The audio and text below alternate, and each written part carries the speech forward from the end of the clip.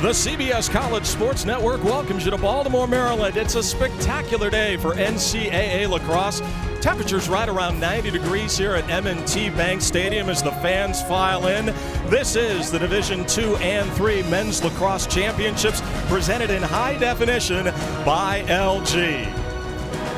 And welcome in, everybody. I'm your host, Matt McConnell, for this exciting day of NCAA lacrosse, and this is our LG Mobile Update. Well, let's go down the rundown today as the fans file in from all their tailgates around M&T Bank Stadium. First up, the Division III National Championship, which will pit Tufts against Salisbury. Then coming up at 3 Eastern today, we'll have the National Championship of Division II. That'll be CW Post taking on Lemoyne. And then at 5:30, we'll go up the road to Towson, Maryland. It'll be the Division I Women's National Championship between Maryland and Northwestern. Now, back to our games here in Baltimore. Let's take a closer look. Coming up next, the Division III National Championship. We mentioned Tufts. They have never won an NCAA championship in a men's sport. They're going up today against Salisbury. Salisbury, a regular here at Lacrosse Championship Weekend. All right, let's go upstairs and get the thoughts of the men that'll be calling the action. Play-by-play man Dave Ryan and his analyst Matt Danowski. All right, Matt McConnell, thanks so much. We are looking forward to Championship Sunday, crowning 2 national champions today, part of Championship Weekend here in Baltimore. Matt Danowski is part of the Duke program. 3 times you made the lacrosse Final Four, and twice you played for a championship. You know what the players are feeling today. Yeah, I know what these guys are feeling right now. They're nervous, they're excited. They can't wait for warm-ups to be over and just to start the game. All their hard work for the entire year comes down to this one day. All right, let's break down Matt's keys for the Division III National Championship game. Salisbury head-to-head with Tufts. Well, for Tufts, they got to get up to a good start. They were down 7-3 last week, and they got to control the face-off acts and control the tempo of the game. For Salisbury, they got to limit Tufts' transition offensively and cut down on fouls, which they had 9 last week in the semifinals. We are getting set here for the National Championship of Division III. It's Tufts and Salisbury. We're ready to go, and so are the student athletes. Get ready. Coming up in just a few moments is the Division III Championship. Who will take home the title? Will we win our first? Or will we hoist the trophy for the 9th time? Find out next.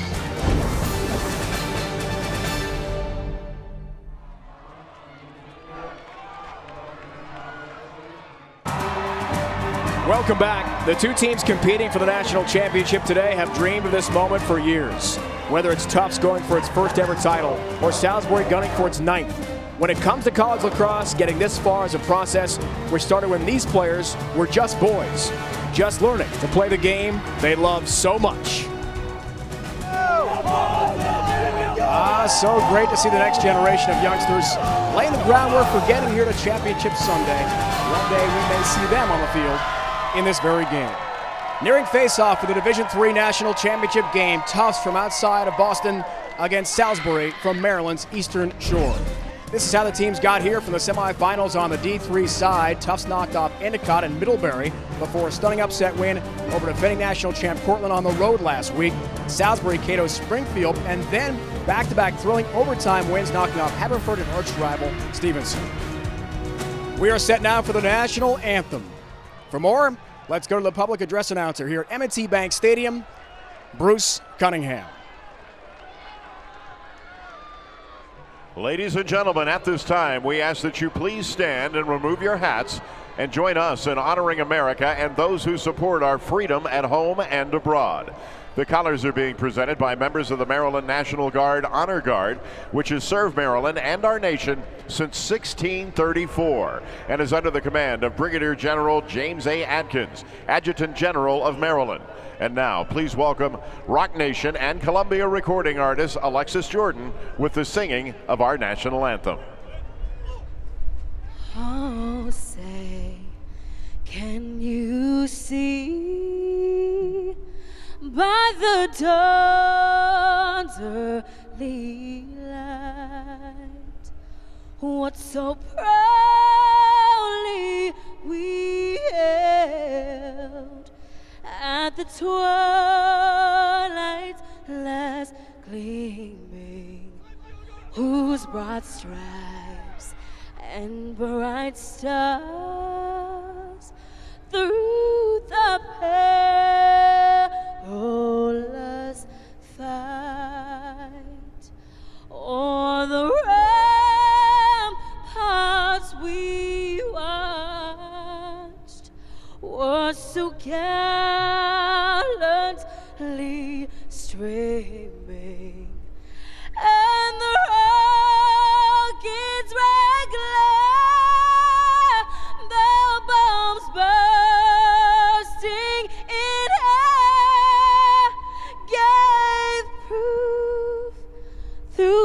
night that our flag was still there.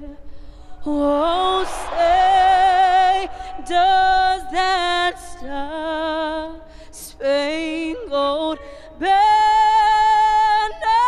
yet wave o'er the land of the free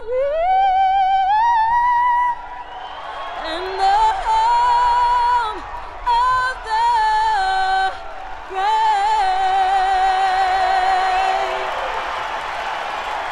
The national anthem is so significant Memorial Day weekend to honor the brave men and women who made the ultimate sacrifice to our country.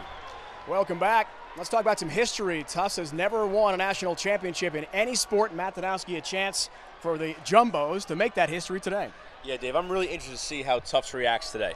I remember my first national championship, I tried to focus on the little things, getting the first ground ball, the first face-off. And for Salisbury, are they going to overlook them going to their 9th national championship, or are they going to come out and they're going to play right, play the way they got them here? All right, let's talk difference makers. Got to be offensive stars in this game. First for Tufts, it's DJ Hester. Well, DJ Hester, the most decorated player in Tufts Lacrosse history. He's second all-time leading scorer right now as a junior, second-team All-American, and he's the all-time assist leader already. And for Salisbury's the elusive Sam Bradman. The D3 Midi of the Year, first-team All-American. Look for him to initiate the offense for Salisbury today with his 58 goals on the year.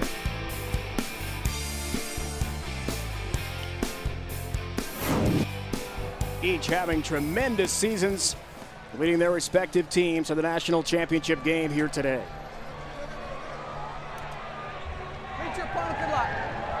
Time now for champion between the pipes. Let's meet the starting goalies. For Salisbury, it's Johnny Rodriguez. He's from the Baltimore area. Told us this week he's been in the stadium countless times as a Ravens fan, but never to play college lacrosse until now. Tufts features Stephen Foglietta, the sophomore from Long Island, a biomedical engineering major. He wants to become an orthopedic surgeon as his career path. Today he's thinking only about stopping lacrosse balls and making history for the Jumbos. When we bring you down, we're going to hold you on that ground, because what we don't want is either player rolling into it and then not even touching the ground. Everything's to the left of the head. That means your right foot and your hand. Okay, nothing touches the head. Okay, and when you're down, just be patient, because we're all going to do a little bit different. All right, do that all day. I promise we'll be fine out here. Okay. All right, don't forget, when I bring you down, come down together. Everything to the left of the head, even the right foot. Down. Pull down, our officials sway. Our mic for sound. And we are underway. NCAA Lacrosse on the CBS College Sports Network is presented by LG. The Division III title game off and running here from Baltimore.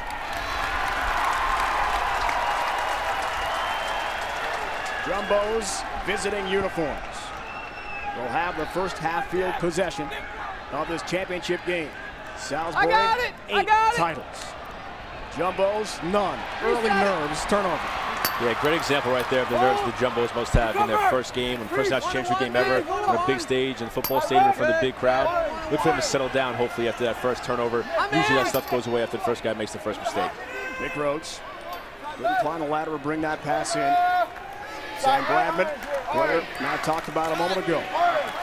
Looking around to Jake Polillo. Mike Von Comica, number 4 in white, big star for the Seagulls. They've got major firepower on the offensive side of the field, including Sean Zordani, who handles here. He's one of 2 players for the Seagulls from Colorado. Here's Mike Winter, battling for the ground ball. Anyone's ball now, taken back by Tufts.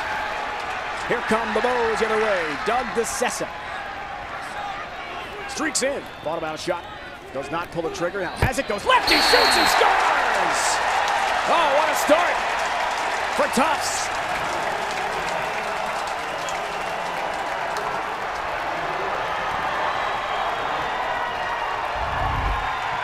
And this is exactly what Tufts wants offensively today. They want to run and gun. They want to get some transition goals. And Coach Haley told us that these D middies, Doug DeSessa right here, he is the heart and soul of this team. And him getting the first goal for this game is a really good sign for Tufts. Gets the whole team involved. Guys love it when D-Middies score goals like that. So it's big momentum, big relief probably now for the Tufts Jumbos here, getting the first goal. Down.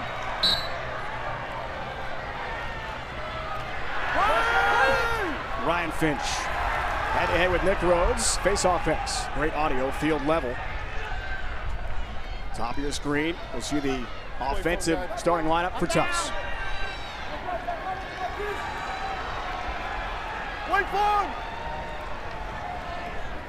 Coming out of Medford, Massachusetts.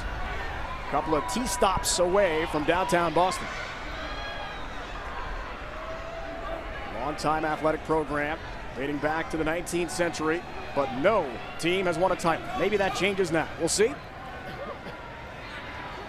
Jamie Atkins. Work from the X position. Watched by Ryan Finch.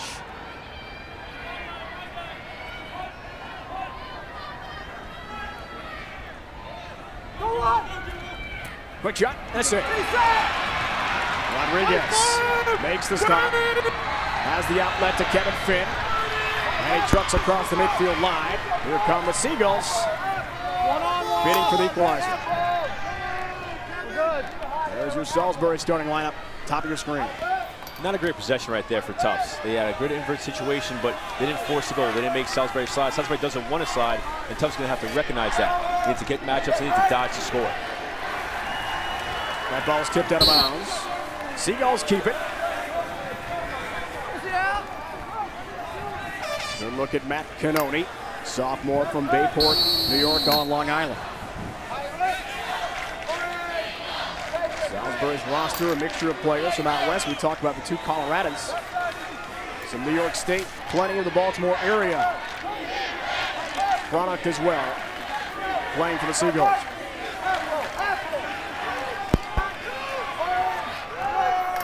This is Zordani. Littleton, Colorado. Left-hand shot, perhaps coming. Changes hands, fires, scores! Sean Zordani ties it up at 1.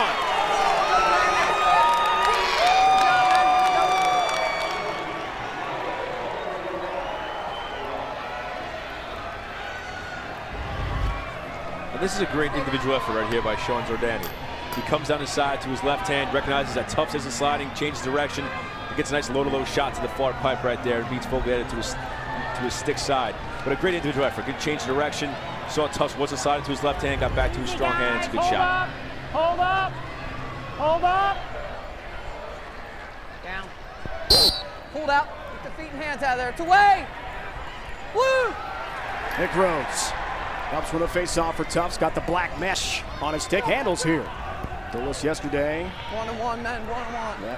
His teammates Good job, here we have go. nicknamed the stick the Death I'm Wand in, because Scotty, of I'm the in. unique black-on-black look. What do you think about that? Face-off X could be an advantage, right?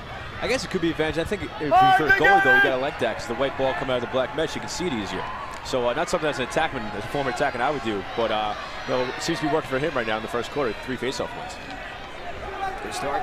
Tufts in that category. 3-0 on Salisbury with the face-offs. Shot deflected over the cage. And the Jumbos will keep it. Keep. Mike Daly's the head coach.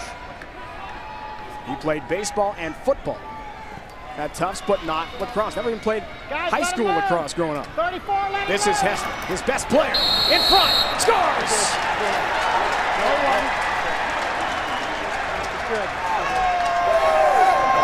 What a great move. So quick. DJ Hessler. This is just a big-time move by DJ Hessler behind the cage. Gets his defenseman reaching a little bit, and he takes the extra step and turns the corner. And Coach Daly has to love to see that. He's willing to sacrifice the body, takes the extra step, increases his angle, and gets it by Rodriguez. A great first step behind the cage, leaves the defenseman in the dust back there. Great move, good start, especially for DJ Hessler right now, playing against Nick Mooney, who held Stevens' great attacker and Casimir to a couple points last week in the semifinal game. Right there at your feet, guys. Rhodes and Finch again, and it's one more time. Nick Rhodes had a great start. Face-off X 4 for 4. That's why Tufts has the lead and another half-field possession here. Does not appear the nerves, Matt, we talked about earlier, are a factor for the Jumbos right now. Yeah, if you're a Jumbo fan, you gotta like the way these guys are coming out right here. It seems like after that first pass, everybody settled down. You saw the one mistake, and we saw that last night in the Duke game. Duke came out, they were very nervous in the first quarter. They couldn't clear the ball, threw a bunch of passes away. And it seems like Tufts, kind of like that first one, got some relief after that first turnover, and now they're settled into their offense. They're playing well.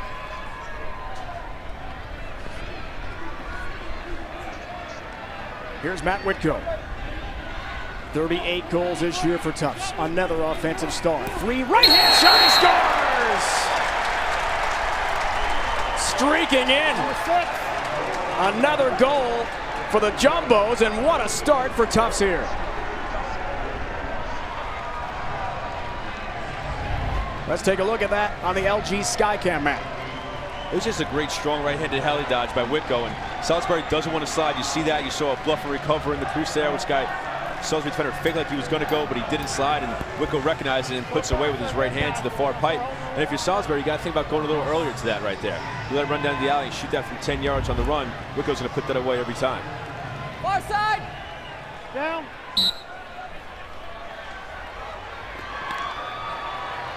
The death wand, the black mesh.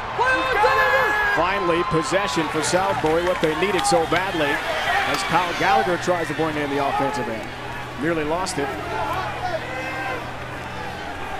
Jake DeLillo worked back for Bradman. 2 goals under a minute for Tufts. A key reason they've got a 3-1 lead here.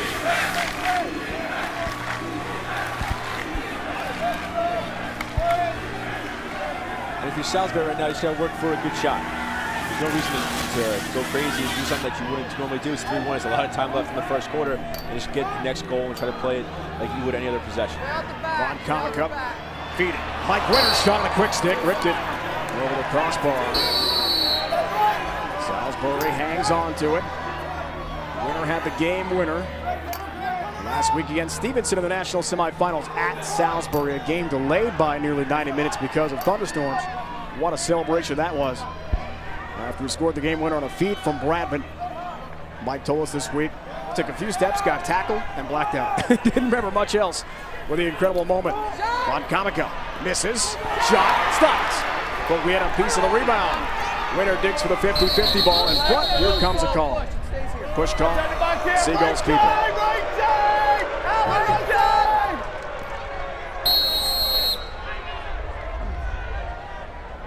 Hans Wittelsberger, Jason Parks, Scott Smith, our officiating crew today, wired for sound. We'll have that for our D2 title game as well. That's coming up. CW Post, Lemoyne College, head-to-head.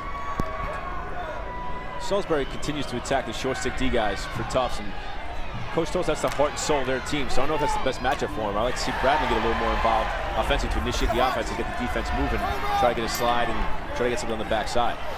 Jordani nearly lost it. Evan Crosby, good play. Here's Bradman, step on the defense. Von Comica in traffic, tries to fire. Flag flies. Penalty coming. 1 minute, 21. Hey. Yeah, you got one. Personal foul. Thank you, Blue, sir. 21. Hey, we're going 6 slash, on 5, 1 minute left side, foul. down to 1. Blue, 21. Slash, 1 minute. Left side, guys, left 21. side. Going to be Nick Rhodes with a black mesh sitting for the next minute. Right here. Yeah, it's a really good move by Von Comica there. He did a little face dodge and he tucked the stick and he got so low he protected that Rhodes was too high and got him on top of the helmet there. But good to see Salisbury on man up right now, see what they're going to do, see what they want to attack from in their first possession being man up. You saw the man up numbers. Very effective for the Seagulls. I wouldn't be surprised here to see the ball end up in 36, Mike Winter's stick. He's a great finisher inside. He absorbs checks, and guys are always looking for him, Coach Berkman told us, so I wouldn't be surprised to see him inside. Bradman helps working around as Zordani, who has the one goal scored by Salisbury so far. Man up time here, first for either team in our championship game. Bradman, top of the box, winds a big shot. Deflected out, 10 yards, airborne. Mike Drosch will cruise across the midfield line, complete the clear for Tufts. 44.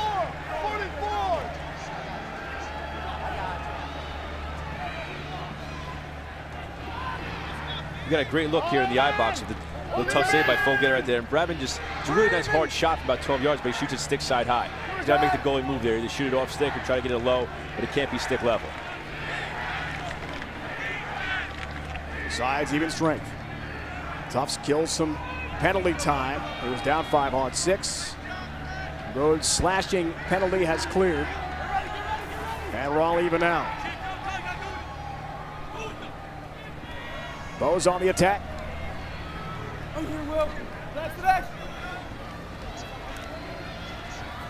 This is Hessler, the team's leader, and will next year be the all-time record holder. Already has the record for assists, and that's why. What a beautiful pass. Malloy finishes, and the Jumbo's off to a great start in the championship game.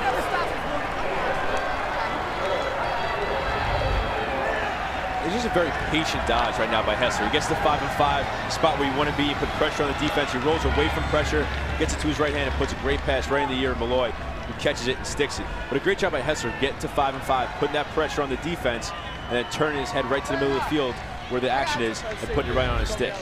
Straight.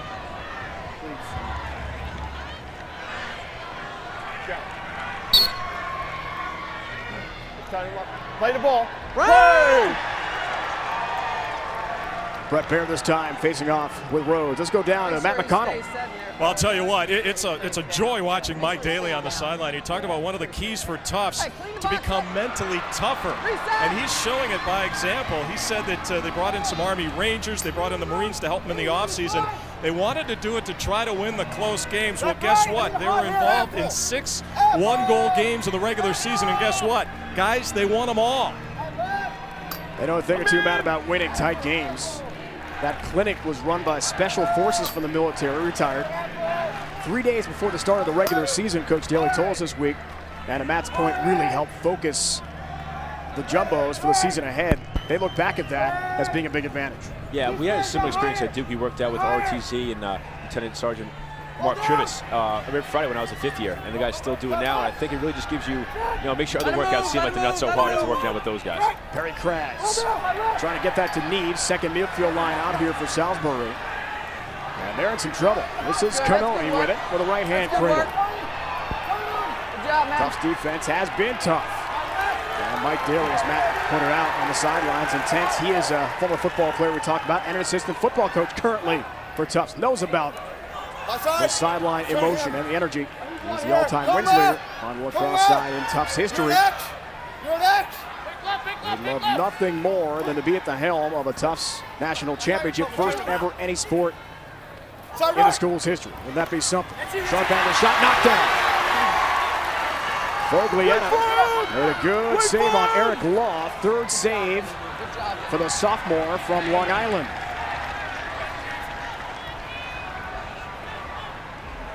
Law's a player to Colorado who's battled a shoulder injury, just getting back to 100%. If you check the eye box here, Salisbury had some really good offense with the big little behind the cage. We just didn't take advantage of it. I think they should have backed Rhodes out there, really went from behind the cage instead of just passing the one more off to Law. Timeout on the field. Tufts and Coach Daly. What a start. DJ Hessler, they're All-American, already 1-1 for 2 points. 121 career assists at Tufts, #1 in school history.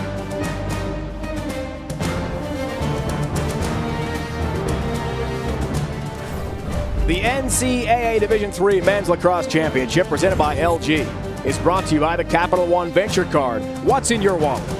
By Golden Corral. For the first time ever, Golden Corral is offering unlimited baby back ribs, all for around $10. And by LG. Support your team and win great LG prizes. Visit lgcollegesports.com. Great look at the Baltimore Harbor, the aquarium, the Science Museum, restaurants, live music, a great scene for the families who have come to Lacrosse Championship weekend. Well, it is Memorial Day weekend. And Mark Dowdy, trainer of Tufts, who's been there for 32 years, told us yesterday how much he appreciates the brave men and women serving overseas, representing our country, protecting our freedom. He himself did that between 1967 and 70.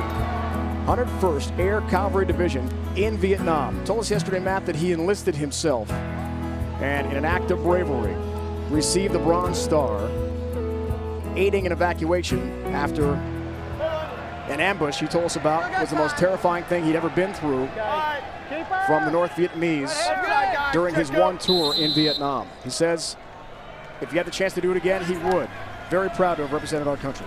Absolutely. And the guys really find inspiration from him. You know, they look to him when they were working out with the mental toughness factor. They're trying to work on that. They look to him for inspiration. They said, you know, he had tears in his eyes when Tufts finally made it here to the national championship game because he cares so much about Tufts and these kids on the team.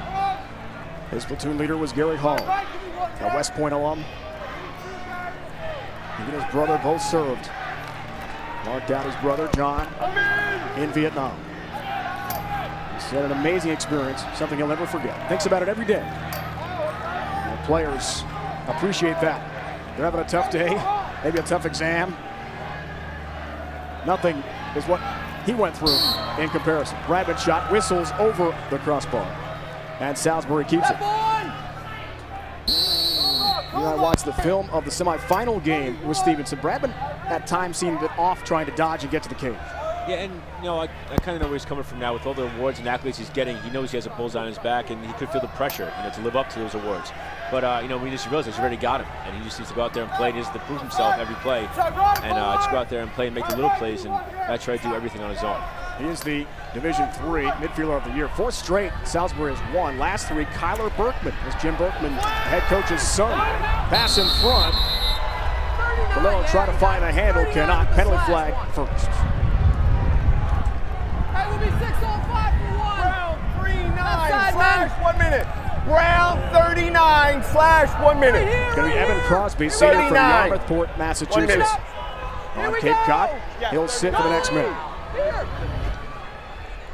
150. And that's the end of the play right there, the feed inside. But before that, Evan Crosby came down. He got a little bit of the head. You see it right there. He came across on a slide and a double and just got him right in the face mask there. So he's got to come with his stick, get around his stick in his midsection on his hands, not up by his chest and his face there. It's just where anytime you hit the helmet, you're going to get called for a penalty. Second try.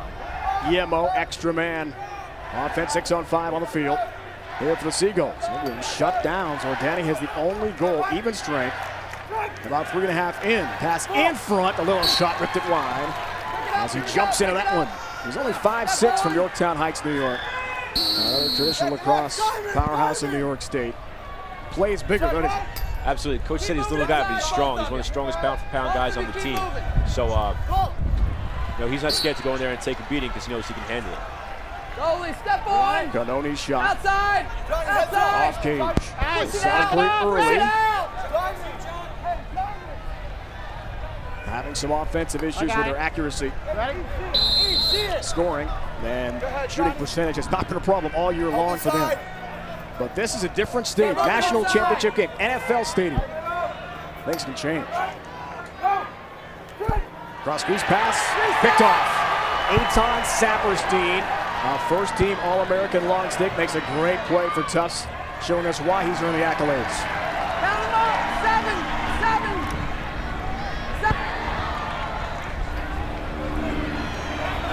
For all the latest news, stats, polls, and more, visit NCAA.com. NCAA.com, the official online home for all 88 NCAA championships. Shot ripped wide there by Tufts, and Sean Kerwin, the sophomore from New Jersey.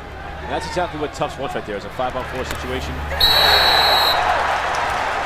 And what they want is a goal as well. Doug DeCenza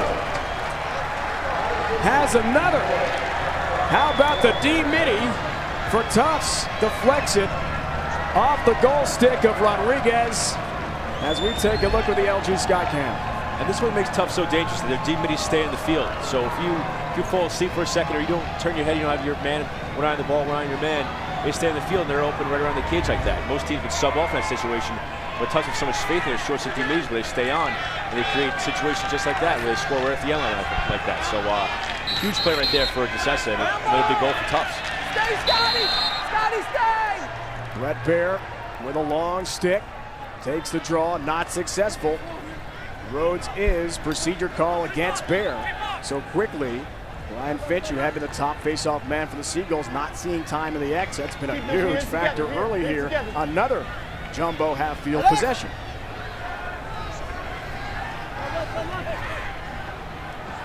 Jay Hessler handles. Already Maddie's 1 and 2 for 3, the all-time assist leader. Now it seems like to stop the bleeding, if you're Salisbury, you want to call a timeout. Why not here? I think it's still early. I think the quarter's going to end in about 2 minutes when after that last goal, so there's a minute left, and you really don't need one just yet. It's still really early, and I think they're sticking to their game plan now. They're not panicking yet. You know, they want to save those 2 timeouts, maybe try to get a lead, try to get some comeback, and then use some those timeouts for the lead to get a goal in the second quarter for the end of the half to build some momentum going into the second half. Go shot, charge to the net. Good down stick. Goes off Cage, backed up by Hessler. Tall pass there, brought in by Atkins. Left-hand cradle, spin, shoot, scores! Jamie Atkins has another, and how about the Jumbos? They are rolling the 8-time champs here. Dominant, 6-1. And this is another very fundamental, great offensive play. He gets to 5 and 5. There's what we call a question mark, where he gets to 5 and 5, and he steps away towards the sideline, gets his hands free, and gets a great shot off. What's so hard about that shot, though, wasn't a great placement, that the goalie can't see it, because he gets there and he releases it right away. So you really can't see it until it's on top of him. Right now, if you're Salisbury, you're going to have to think about sliding a little earlier to almost everybody on the tough teams. They're so fundamentally sound where they're getting shots off without beating anybody. Don't touch it. Ball's right there, guys. Rhodes hammered from behind. Flags fly from all directions. Penalties coming here. Slow whistle, penalty flag on the field. Coming against Salisbury again. Final moments of the quarter. Long stick shot. And that's stopped by Rodriguez. We'll have our call. Charging in was Alec Bialowski, the long stick defensive midfielder for the Jumbos. Foul. White 12. Push with possession. 30. White 12. Push. It's their star midi, Sam Bradman. He'll sit for the remainder of the quarter. Right side, Hey, you're up for 30. Instead, Bradman he's coming off the wing, he's trying to make a play, and I just think he couldn't hold up running in so as hard as he did and not hit him in the back right there. And Rose does a great job of getting the ground ball and turns it back away from pressure. That's why kids are taught to do that, to pick it up and turn away from pressure, because if they do run up your back like that, you get a penalty. And I think Tufts right here is settled to run the clock out. Last 15 seconds, he start the ball with the second quarter man up at the other end. 5 seconds for Hessler. And you are correct, Mr. Danowski. How about this score? Jim Bergman, 22 years, 8 titles. Can't believe what he's seeing. 6-1. His Seagulls in a big hole to Coach Daly's Jumbos. End of the first quarter, 6-1 score. You're watching the Division III National Championship on the CBS College Sports Network, presented by LG.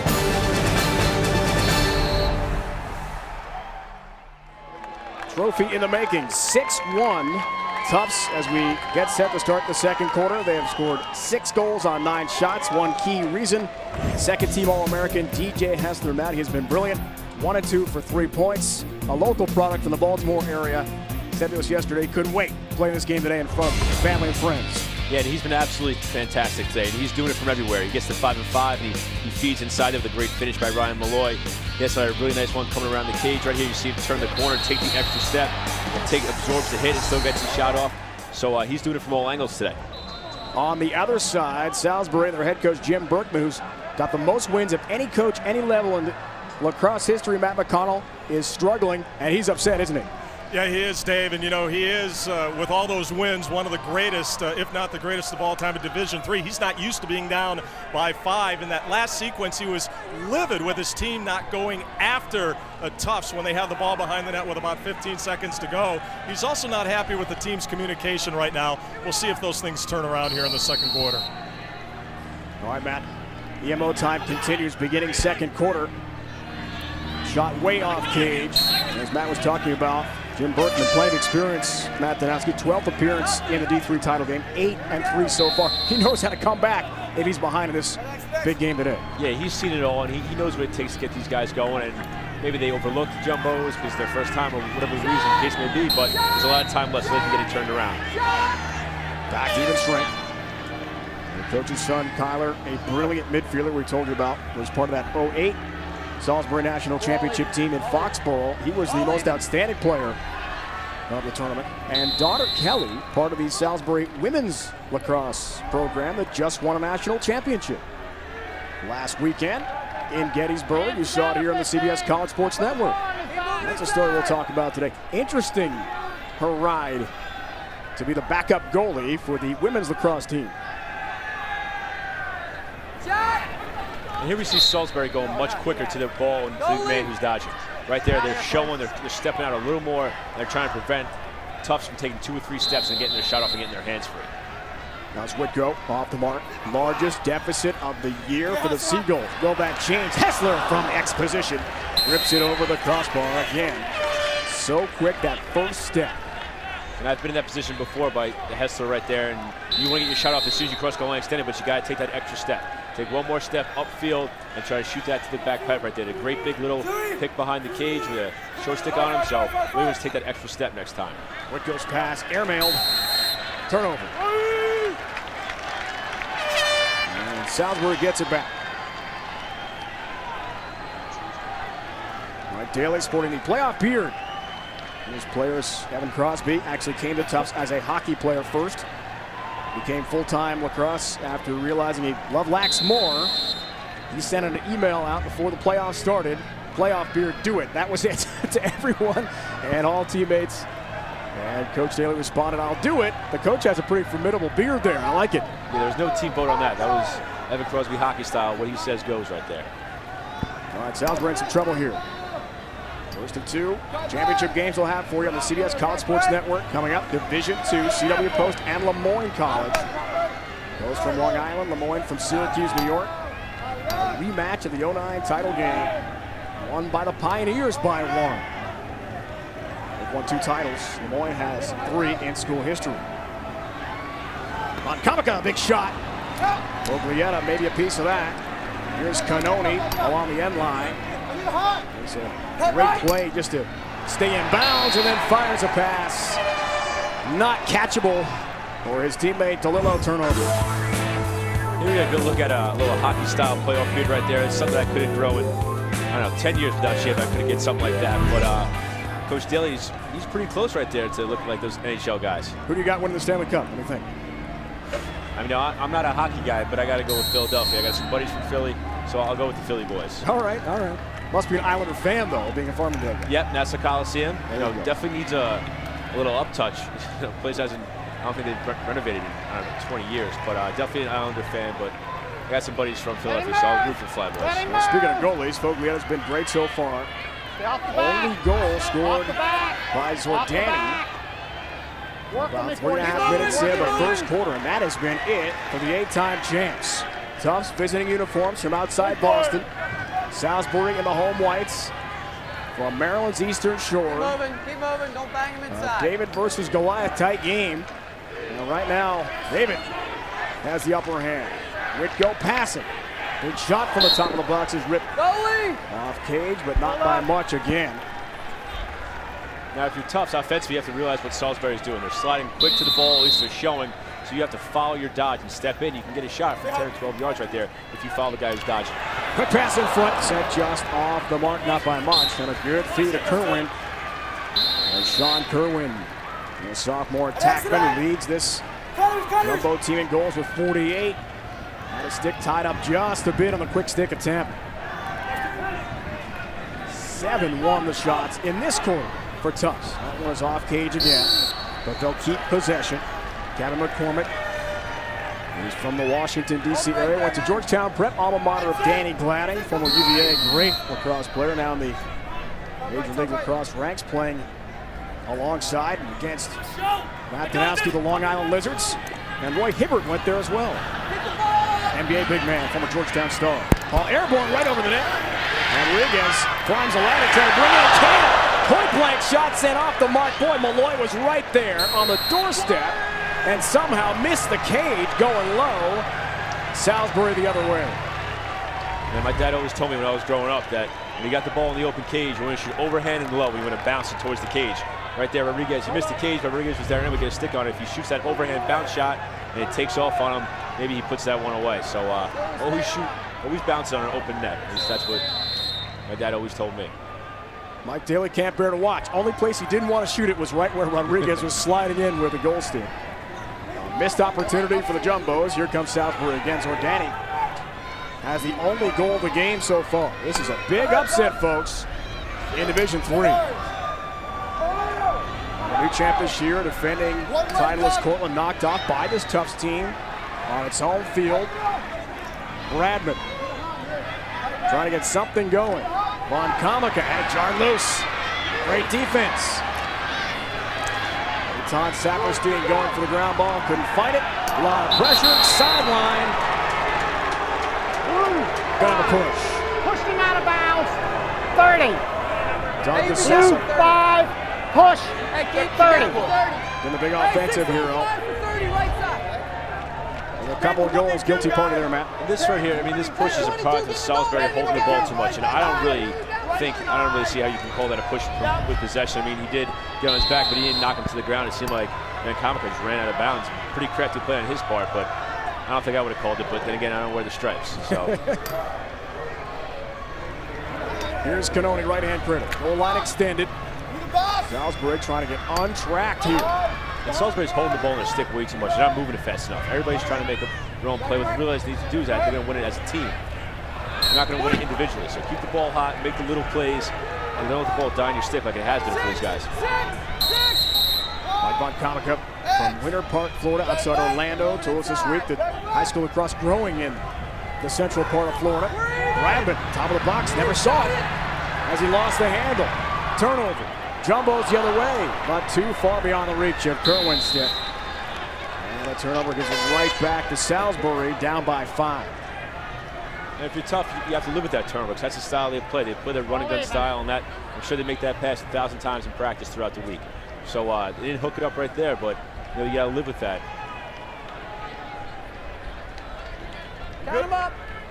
Jim Berkman, Seagulls, 0 for 3 on the extra man so far. Colin Tokash will trigger with a 6-foot pole. Rodriguez for Zordani. And he'll complete the clear, then throw it away. Another near turnover. Right place, right time on the substitution out of the bench area. And things unsettled potentially for Salisbury. Quick shot again, sent wide. DeLillo off cage again. Checks down. We talked about movement, holding the ball too long. They're going to hit the cage here, Matt, on some shots. Yeah, I don't know if they're trying to cut it too fine or they're trying to shoot. The scouting report was too in-depth. You know, I mean, a lot of times when I was in college, we never even had a scouting report. We decided to shoot the ball smart, off stick, low, and change it and change the planes. But you know, Salisbury's getting their shots off and just not on cage. Case in point, Matt Cannoni, sophomore from Long Island. Second leading scorer on this team.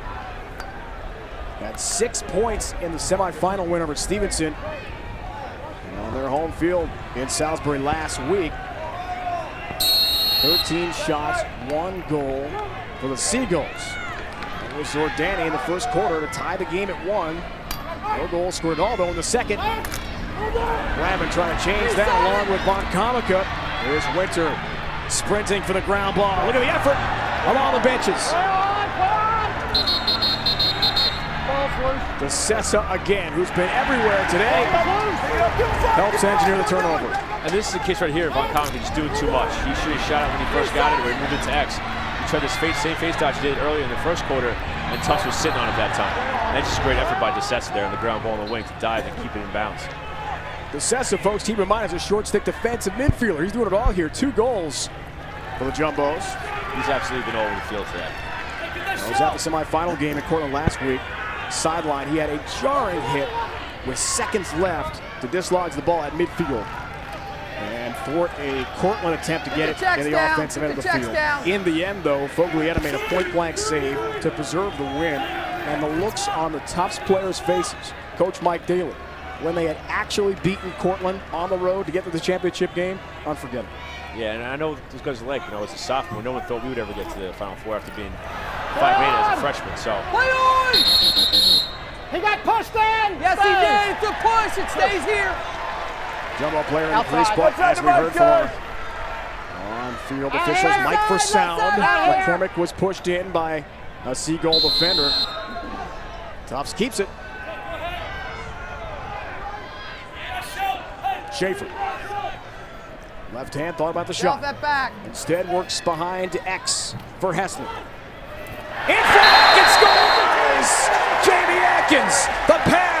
Hessler. Tufts up 7-1.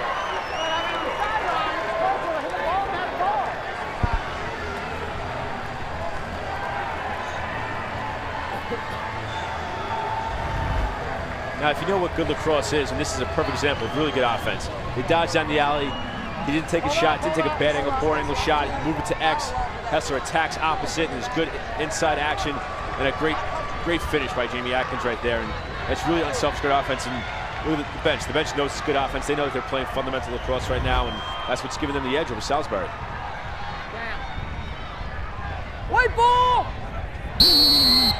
Violation Rhodes this time. Finch comes away with it for Salisbury. We saw largest deficit continues to grow here. The wrong kind of history for the Seagulls. 1-1, man.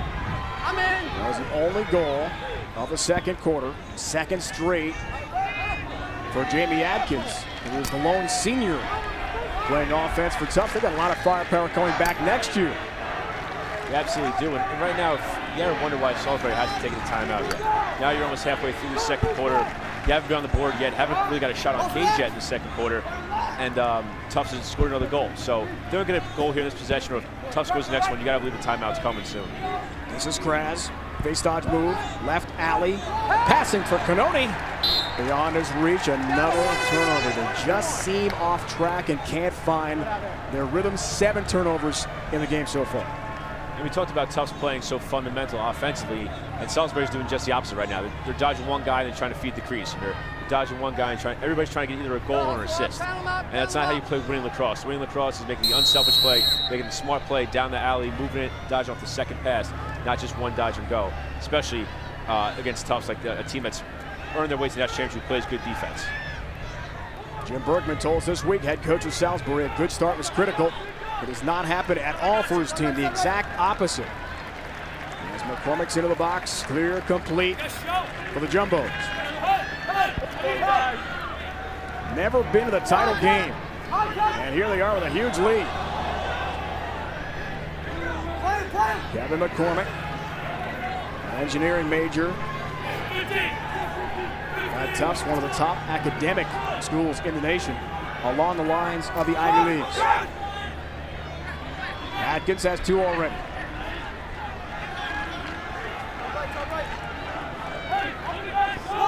No panic with this Tufts team. Pass, Hessler stop. Rodriguez. Made a great play in front. Nick Mooney with a 6-foot pole helps clear out to Jeff Brigading. 20 seconds to get it over the midfield line. Another 10 to get it into the box. That's a really impressive stop, and we'll take a look at it here in the eye box in a second. But what it's surprising to see is you don't see Salisbury's bench erupt. Rodriguez does a great job of coming across the cage and crashing that pipe and getting his body in front of it. And that's a huge stop, and a huge part of the game. And it doesn't seem like Salisbury is that enthused by it. You know, that's got to be worrisome if you're head coach Jim Burke. This is Brett passing. Quick shot, Scott Winter! Mike Winter, quick stick goal from Bradman, and maybe the boost the Seagulls need so badly.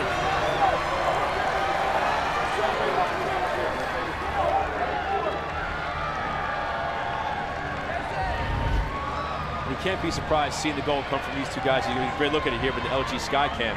Bradman does a great job of getting out with his feet after he draws the double. He steps to the sideline, puts a great pass on Winter. He chokes up on his stick right there. If you can see where Winter catches that. So he has total control over his stick, and he puts it to the far pipe right there.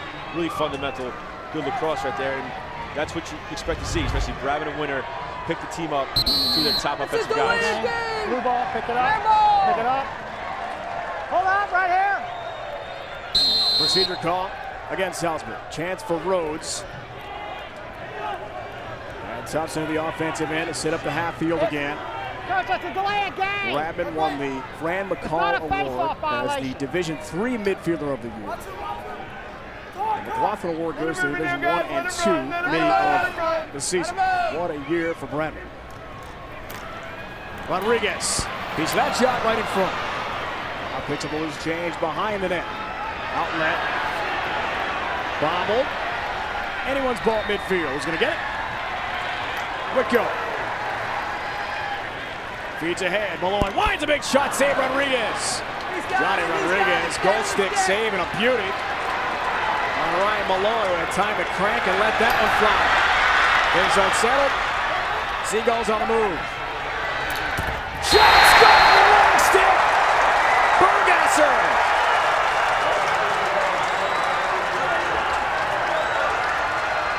It started with a great goaltending of Johnny Rodriguez.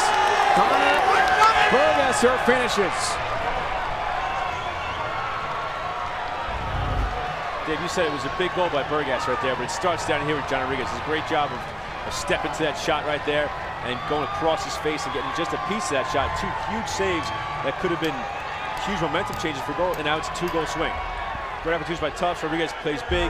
Now Bergasser comes down, takes a great shot, sticks the corner there, top left corner. And huge momentum swing, and hopefully Salisbury can use this to bring him back in the game, but it all starts in the goal with Johnny Rodriguez. Rhodes, big face-off win for the Jumbos. Bergasser, second-team All-American, who leads the Salisbury team in caused turnovers, 44 coming in. Second goal of the year. Hit a big CT late against Stevenson. That helped Salisbury win that game in overtime in the national semifinals. Nothing like your long stick defensive midfielder ripping the cord for a goal to get the bench going. Yeah, I put a great long stick midfielder in Nick O'Hara. He was defenseman of the year when we were seniors, and every time he scored, it was a huge lift to the team. The guys on the bench erupted and loved it, and it really helped us get momentum going. So hopefully Salisbury can use that to get them going here in the second quarter. Great to have you with us. Division III National Championship game. Brian Matt Danowski, former Duke star. Connell, our host, on the sidelines. First of two NCAA men's title games here for M&T Bank Stadium. A great crowd and a great day for college lacrosse. D2 to follow, CW Post and Lemoyne College. Here's Salisbury and the home whites. Running about 2.5 hours from its campus against Tufts from the Boston area. Has a big lead. Another stop, Rodriguez on McCormick. Anyone's ball. Reset. Salisbury. Chance to break out. Eric Cockle to Rodriguez. Perfect pass. Seagulls and Gallagher. No, it's a conduct foul. It's going to be Brown ball. Send it down, please. No, send it down. No, not all the way Right to there, I the think field. Salisbury's Coach, offside. Coach, By yours, Coach. by yours. No, it's not. It's a conduct foul. Conduct foul right there, apparently Hans Wilsberger is saying, and I'm not sure quite what the call was, but Salisbury gets it back anyway on the ride. Here comes Will Politis, charges in, he scores!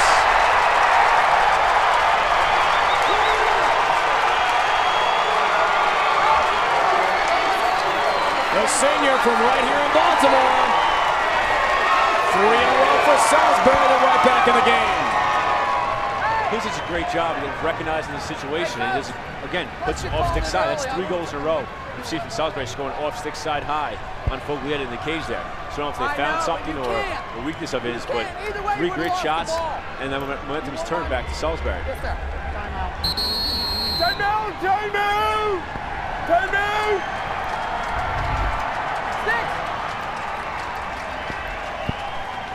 Timeout called by the Jumbos because a 3-0 run in the last 2:41 for Salisbury and Will Politis. The Seagulls right back in this national championship game.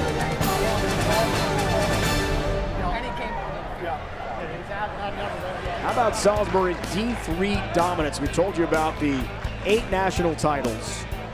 They're one of the best programs in terms of national championships, just behind Hobart before Hobart went from D3 to D1, most by any active Division III school. And their last championship came in Foxborough 2008, trying to get back there. And with this run, they may just do it. Yeah, absolutely. You know, it seems like they're just they're getting a lot of transition goals here. Still haven't seen a lot of 6-on-6 goals. Winter had one from Bradman. The last 2 could transition. But you know, you got to look for Tufts to kind of figure out what Salisbury's doing defensively. They're sliding early now, so Tufts going to have to step in and start scoring from the midfield a little more than opposed to all the attack guys making plays here like they did in the first quarter. Only 6 different schools have won a Division III national championship. Hobart leads the way with 13, and we saw Salisbury with 8. second most. Most of any active school in this division. Hold it up.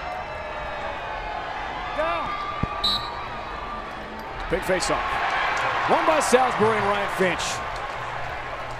The senior face-off mini from just outside Baltimore. Big in the X. They've come back in that category. Timeout called by the Seagulls. Thanks, sir. Yes, sir. 1-0. With Matt McConnell's report a few moments ago, it seems, a huge hole that Jim Berkman's team was facing, Matt. It seemed like it was going to be a near impossible task. Tufts was carrying every facet of the game. How Salisbury turned it around? Well, I think it starts with transition. You know, they got kind of Bergeser making a big goal. Sam Barron gets from 6-on-6 to Mike Winter inside, but it starts with transition, getting easy goals. Getting guys to relax, know that they can score goals. Here we see Bradley again and Winter inside, puts it off stick high. We're getting started the 4-on-3. Again, off stick high to the top left corner, great shot. And that Buddy's coming down. And like a broken record, off stick high again. So they're shooting the ball, they're getting better shooting percentage on cage, and they're getting some easy transition goals, which should hopefully help them relax at 6-on-6. Well, the seniors certainly have been in big games in 4. 07 and 08 national championships. 07 here at M&T Bank Stadium in Baltimore. They've been on this very field. We spoke with Johnny Rodriguez, the starting goaltender. He is a junior but didn't play that day. He has come up big as well. The goaltending starting the transition that Jim Berkman told us this week would be so important for his team. Absolutely, starts him. He had 16 saves last week. He played great against Stevenson, and he seems to be carrying it over. Coach Berkman says sometimes he tends to do too much because he's such a good athlete, but he's playing huge in this second quarter, making some really big saves and getting them back again. Let's go back to Matt McConnell with the LG mobile update. Thanks a lot, Dave, and we are just 2:55 away from our LG mobile update at halftime, and we're going to have all sorts of highlights.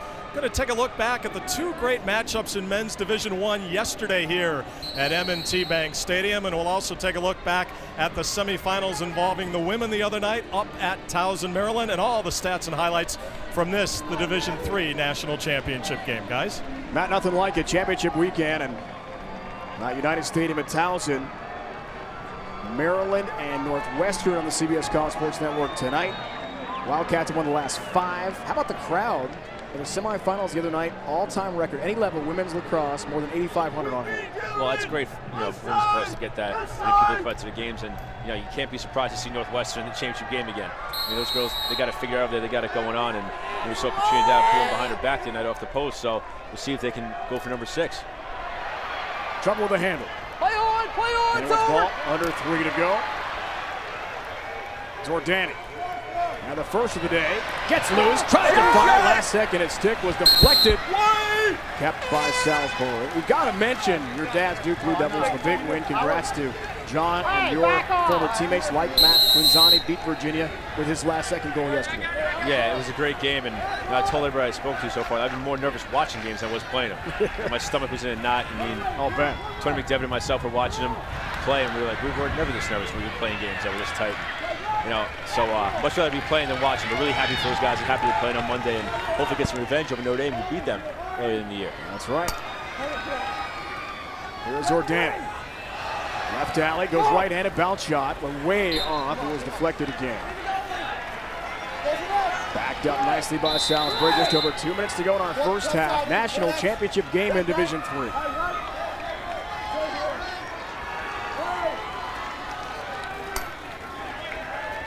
Division II coming up as well here today. From M&T Bank Stadium in Baltimore, Von Comico's really been absent offensively, not the stalwart he's been this year. Getting an earful from Jim Berkman there as head coach. Airmails the pass to Bradman. That's a big possession if you're Salisbury, because you really want to try to get this game down to at least 2 goals before the half, because they don't play a lot of guys. So the bigger your deficit is in the second half, the more tired you're going to be. Saperstein, the long stick charging in. He's got some offensive potential as well. You're right though, partner. Not a good possession.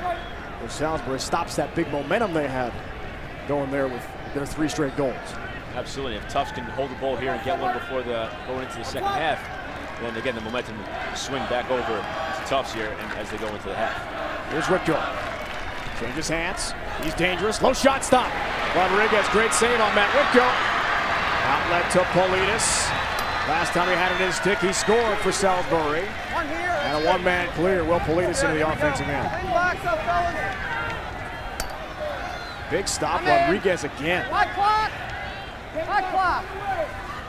Probably not the best shot to take in the situation right there. Maybe a good shot with 10 minutes left to go in the quarter, but now with 50 seconds left. You want to work for something better than that and really have to let the ball end in your end right there in your offensive zone. So now Salisbury has a chance to get another goal here before the half's out.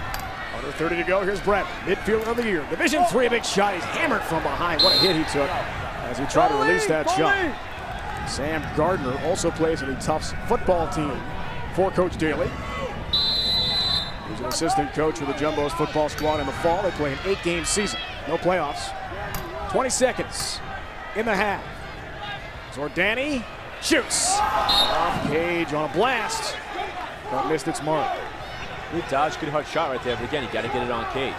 All the shots that have been on cage have been pretty much successful. 13 seconds. Saperstein, great defense. Got a piece of DeLillo and de-sticked him. That was something. Great check. Eitan Saperstein showing us why he's a Division III first-team All-American. Biddle Dockery holds it, and that is the end of the first half. Game trends, Matt Danowski, let's break down the numbers. Well, Tufts gets out to the great lead, which they didn't do last week, which is a key to the game. We talked about in the opening. They get to a 7-1 lead, and then Salisbury, they've been here before. They didn't play great, but they scored the last 3 goals at the half to go into halftime with some momentum. End of the first half. 7-4 game. Tufts bidding for his first ever title, leading 8-time winner Salisbury. You're watching the Division III National Championship on the CBS College Sports Network, presented by LG.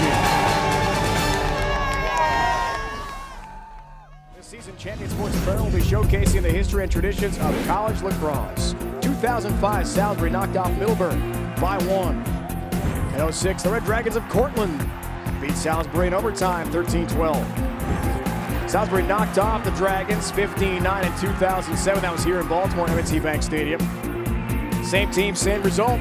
Dragons went down 19-13 in 2008. That was the 8th title for Salisbury. Then last year in Foxborough, Cortland beat Gettysburg 9-7. Champion, it's how you play. Now let's break down first half highlights. Zordani scored for Salisbury to tie the game at 1, and then a huge run by Tufts. A great start for the Jumbo. Yeah, great start for the Jumbo was something that they needed to do. We talked about in the open how they were down last week 7-3, and it was through team lacrosse. Guys were moving the ball, moving it twice. It wasn't one guy doing it all, although Hester did have a bunch of points. It was really team offense for them, and that's how they got that 7-1 run. Second quarter, Salisbury went on a run themselves there. They had 3 goals in a row after Atkins got on the board early in the second. And it starts with Johnny Rodriguez to the goal. He made a bunch of saves, and then their seniors their big players got involved, not just the seniors. Sam Bradman gets involved. He gets Mike Winter involved. He gets some poles, gets some transition goals. So they got it a bunch of different ways, and they're back in it. Matt, that leads us to the Capital One game summary. We break down the first 30 minutes of college lacrosse here. 30 more, and we determine a national champion in Division III. And right there, the one that jumps out is the faceoffs. 9-3 for faceoffs for Tufts, and the turnovers. Only 5 for Tufts, where it's 11 for Salisbury. And you would think that Tufts would have more in the way they play the run and gun style, but they played very fundamental lacrosse in the first half. So our goals. Foglietta had a really good start, a couple of early saves. And as Matt mentioned a moment ago, Johnny Rodriguez, the junior from Gambrels, Maryland, just outside of Baltimore. Big second quarter to help spearhead a Seagull rally. Down. Second half underway from M&T Bank Stadium. College lacrosse on the CBS College Sports Network, presented by LG. One half to determine one champion. Which team will rise the highest and win the Division III National Championship? We find out on a spectacular day for college lacrosse in Baltimore. Salisbury, home whites, 8-time champs. Tufts in the visiting uniforms have never won a championship in any sport. In lacrosse, they've never been to the title game. That changes here today. And you got to wonder if that stat is in the back of their minds, if they're going to play a little tighter now that it's so close and it's in their reach to get that first national title is going to affect the way they play in the second half. Jordani, mid-face dodge, changes hands, try to get free. Can't release a shot. Here's Brent. Division III midfielder of the year. Will he get going in the second half? And a nice assist to Winter. Pass to Winter in the slot, couldn't find the handle though. And Foglietta, the future orthopedic surgeon, makes a great save. M&T Bank Stadium in Baltimore, home of the NFL Baltimore Ravens in the fall, but championship weekend again this year. Carrying in a quick shot, sent just off cage. Dave, Matt with you, in front, quick save Rodriguez, point blank. What a shutdown. His 7th Malloy rob on the doorstep. Half-field possession again for Salisbury. Matt, it's about Rodriguez getting it going. Maybe he's the guy who can really lead this run. Yeah, well, he seems the guy who's playing most consistent today. He's really doing a great job, as we see in the eye box, of him getting back in front of the cage after and getting across his body like that. But if you're Tufts right there, you want to put that one low. When you're inside, you got to shoot high to low. You got to change the plane and not just shoot high to high. The goalie can follow your stick like that. Second midfield on for Salisbury. Maybe they can generate some offense to begin the second half. Juan Comica, the Florida product, trying to make a spin move, hit from behind. Nice defense, loose ball. And comes out toward midfield. Taken back by Alex Neves, freshman from Centerville, Virginia. A hot day like this, Matt's second midfield line could really be a factor for each side. Air temperature about 90 degrees here. Bradman lost the handle. Loose on the turf, which is newly installed about a month ago. Loose ball push, it's going up. You heard it, loose ball push against Salisbury. Here comes Tufts. And like we talked about before, what Salisbury has to be careful of is that, you know, all the energy they put into making a comeback, they didn't have enough to sustain a lead. If they do get the lead at some point, because they're not playing that many guys. Here's Connor Bergasser. Had a goal in the first half. Passing this time, shot, score! DeLillo! Jake DeLillo goes low, rips it beyond the reach of Foglietta. And the first goal of the second half goes to the Seagulls.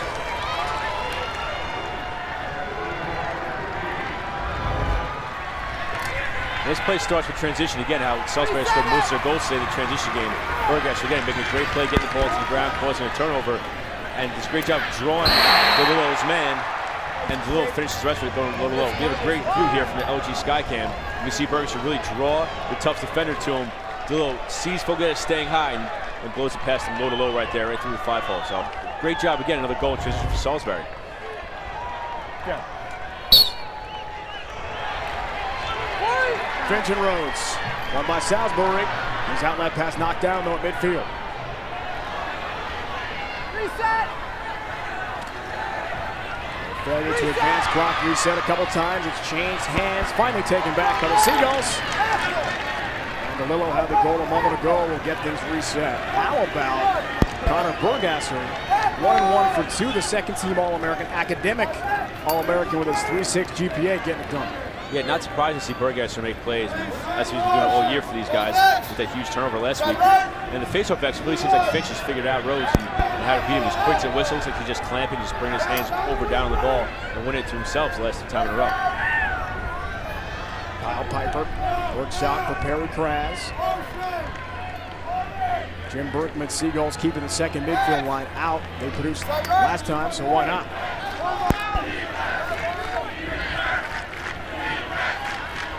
Dodge move by Piper. Kraz has it. Top of the box. Passing instead of shooting to Winter. Doorstep save. Foglietta made a great stop on Mike Winter. Point blank range again. And now the outlet. Here come the Jumbos. Trouble at midfield. Taken right back. Bergasser in the middle of it again. Trying to get it to the low. Top of the box. Big regain to the right-hand cradle. Another half-field possession for Salisbury. Salisbury does a really nice job of coming out of the box and meeting the Tufts middies in the middle of the field. They're not running to the hole and waiting to pick them up 6-on-6. They're really meeting the midfield line and causing turnovers because they realize those short 16 middies can play offense. They're not letting them just run down and getting a look at the goal. We had a good look at the defense here in the eye box. You see the long full midi. Bergerson come right out of the box right here. Great ride by Law. And he ends up making a great turnover by the box and he posts a double just like that in the middle of the field where usually that wouldn't be one. Jordani trying to feed Winter, quick stick goal, broken up Foglietta. Play by the sophomore goalie from Tufts. 3 straight goals scored by the Seagulls. Connor Bergasser, Will Politis, DeLillo to begin scoring in the second half. They're right back in this game. And one time down, 7-1. So the rally for Salisbury we figured would come. 21-1 on the year. And one of the top teams all time in Division III. No surprise. This is McCormick. Now Hessler had a great first half. Let him move, 47. All-time assist leader, Tufts history, had it broken up. Their defense, Hockel with a 6-foot pole comes away with it. And now a chance for the Seagulls to clear it. Here's Politis. Has the ride coming behind him, but has enough gas to just get over the midfield line into the box, clear, complete. Yeah, great ride right there by Malloy, giving everything he's got to the midfield line. And you can see Salisbury's really settled down defensively. Their individual matchups play much better individual defense. Now they don't have to slide as much, and they're not getting beat as much. And they're not allowing Tufts to get good shots off at the cage from around 5 yards like they were in the first half. So better individual defense, really breaking the game down and making it more simple for it to play in the second half. Cannoni over the cage, taken right back. DeLillo, Cannoni again. Quick shot. DeLillo had his stick deflected. Boy, Cannoni got decked about 15 yards in front of the goal. And Tufts closest to it, so they'll have a chance to clear it. Great point, though. You really feel like the game is now being controlled by Salisbury. Yeah, now it's 7-5, and Salisbury feels like they're back in it. You know, where at 7-1, it felt like the game was probably a mile away from it. Now it feels like they're back in it, they're a part of it, and they're just playing smarter. They're playing better individual, they're making more plays. Offensively, I still like to see them move the ball a little faster. You still think holding on it too much, trying to be too individualistic, where if they play as a team, I think they'll probably be, and that's what their second midfield's been doing, that's where they've been successful. Todd Saperstein with a 6-foot pole, the All-American brings it in. Long outlet, and Tufts will complete the clear. Whitco in the offensive end. Feeds off for Atkins, had a couple of big goals first half. Tufts on the attack. Shot sent way off cage. Not the best shot for Cordy Schaefer there. And a game of runs. 6 in a row scored by Tufts first half. Last 4, Salisbury. Shot sent over the cage. And off target there again. Really good inside action right there by Tufts. They do a great job of setting picks across for each other and learning how to play off the matchups. Salisbury switches, they're cutting differently, and they do a really good job inside of getting their hands free. Here's Hessler. Don't bang him. Right hand cradle. Work out for Whitco. Dodging toward the cage. Hessler in front, trying to go to Malloy, too high. For Ryan Malloy to bring in, turnover. And Salisbury gets it right back here. Hessler seems to be settling for feeding the ball to the crease. With the inside action that's going on, that means he's really probably not a slide guy because they're watching their men. So Hessler needs to be a little more aggressive going to the goal, making them commit, and then those guys will open up more rather than just feeding it. Both coaches watching this game completely turn around here. Difference makers, let's revisit it. Matt DJ Hessler had a great first half, 4 points. There's a turnover. And Bradman still just the one helper. Yeah, we talked about what we think Hessler needs to do here in the second half, is be a little more aggressive, dodging to the cage, and I think Bradman's the same thing. You really haven't seen him initiate the offense. It was mostly with the short sticks. Has been really Bradman dodging the pole, and they haven't created a lot of space for him. So, if he wants to be a part of this game, he's got to be more aggressive when he has the ball in his thing. Kyle Gallagher could not bring that in for Salisbury. Tufts on the attack. In trouble outside the box, though. Clock ticking. Didn't get it in. Fair to advance. Trying to get in the box. A lot of time. Once you cross the midfield line, 10 seconds to get it into the restraining box. Didn't happen. And here comes Salisbury the other way. Kevin Finn. Short stick defensive midi. Job well done. Clear, complete. For the Seagulls, they'll set up the half-field offense. Eric Laws out there, 19 in white, player we told you about. He suffered a serious shoulder injury earlier in the year. And has just returned over the last 2 weeks to near 100%. Key offensive player. Comica at X. Makes his man miss. Try to get it to Law, loose ball. And Bradman has it short of the sideline. Comica did a nice job behind the cage right there. Looks like they're trying to invert him a little more. Maybe try to open up some space for him. He had a couple turnovers there in the first half, dodging from up top. So we're going to try behind the cage here on the short stick and see if he can be a little more successful. Bradman sharp angle. Big shot. Sent it just off cage. Didn't miss by much. He's from Canton, New York. Upstate, not far from the Canadian border. On Comica. This is Canoni. Top corner of the box. Zordani gets it all set up for the first of the day for Salisbury. Bradman took a hit to the helmet. Shoots off the pipe. Got some metal there. Get the ball up! Get the ball up! Loose ground ball. Here comes the scrum. And Winter will find the ground ball outside the box for Salisbury. Got 10 seconds to get it back in.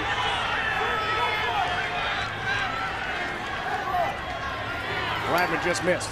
Really good offense right there for Salisbury. They did a great job. Bradman brought his man to the middle of the field, created space for Zordani, who threw it back to him, and he just did a great job of getting back to the middle. And just was a lucky hit the pipe, but that's what they're going to need here in the second half to want to score 6-on-6.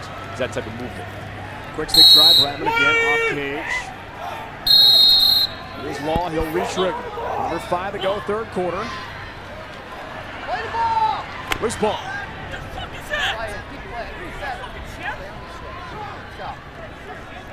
Evan Crosby with a long stick. Now for Eitan Saperstein, and the All-American is in the offensive end with a 6-foot pole. He is dangerous on a lot of levels. Let him move. Pass in front. Comes loose. Shot score! Kerwin in traffic found it and found the back of the net.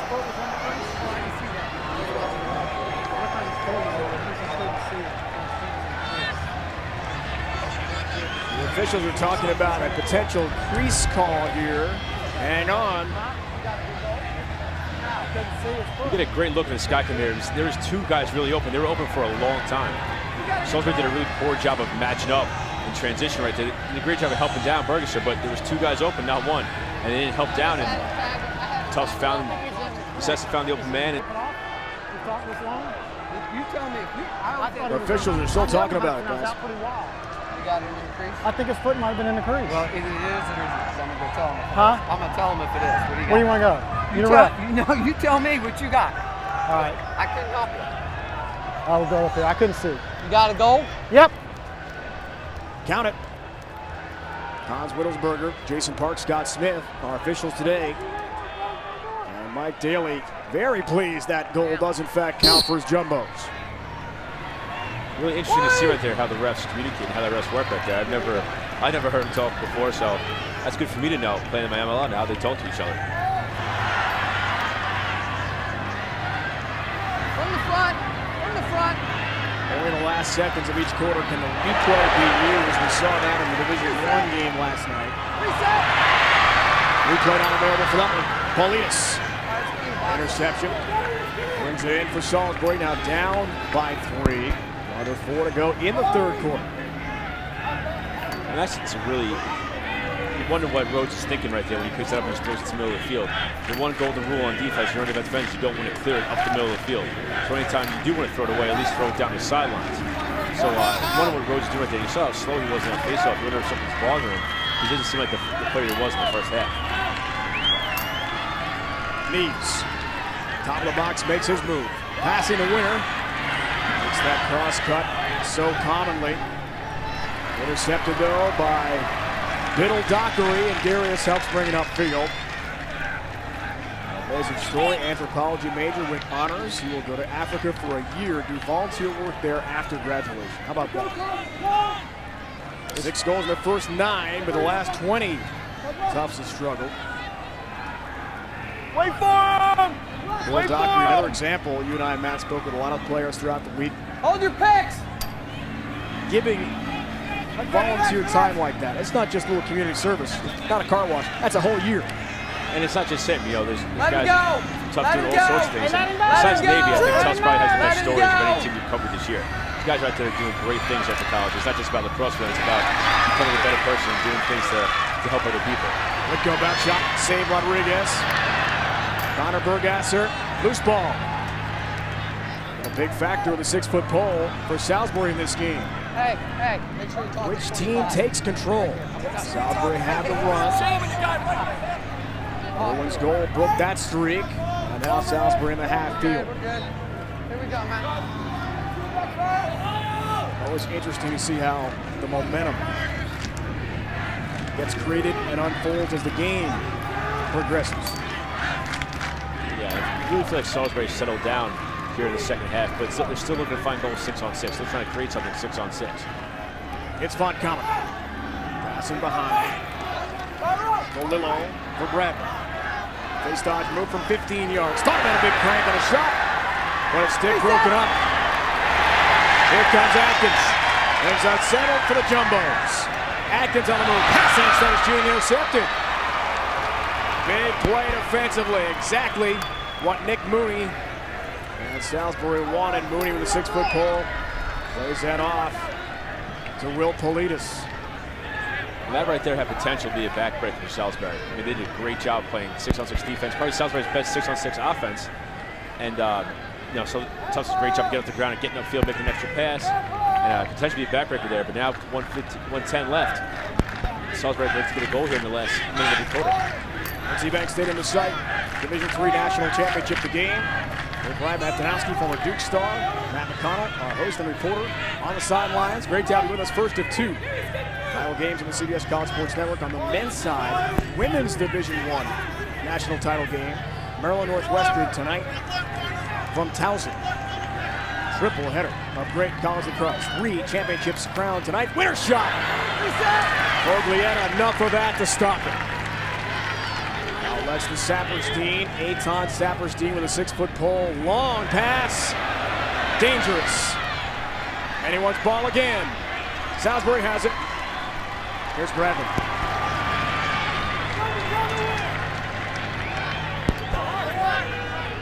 He works so hard defensively. And Saperstein is a great talent. Ill-advised outlet pass. Yeah, Tufts really has to clean up the clear game. That's the second one recorded here. There's 7 seconds left. I don't know if Bradman realizes it. Here's Bradman from X. Passing. Shot blocked.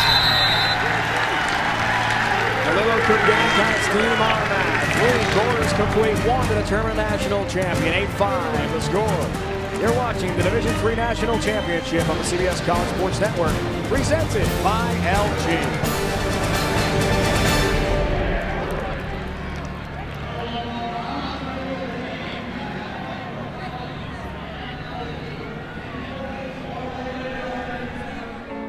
It's time to carve a living legacy. Time to hone a venerable champion. A Division III national title that for a fortunate few was a lifetime in the making.